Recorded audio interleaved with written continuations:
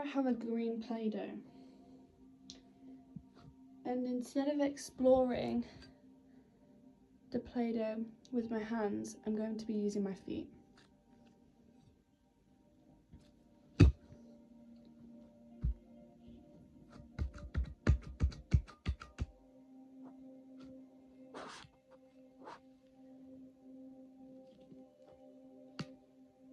My feet are twisting in the Play-Doh and it's sinking between my toes,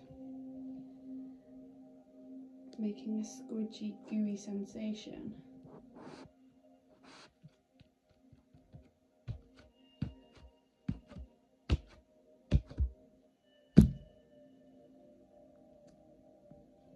Dragging and scraping, rolling, stamping, exploring the different textures of movements with my feet.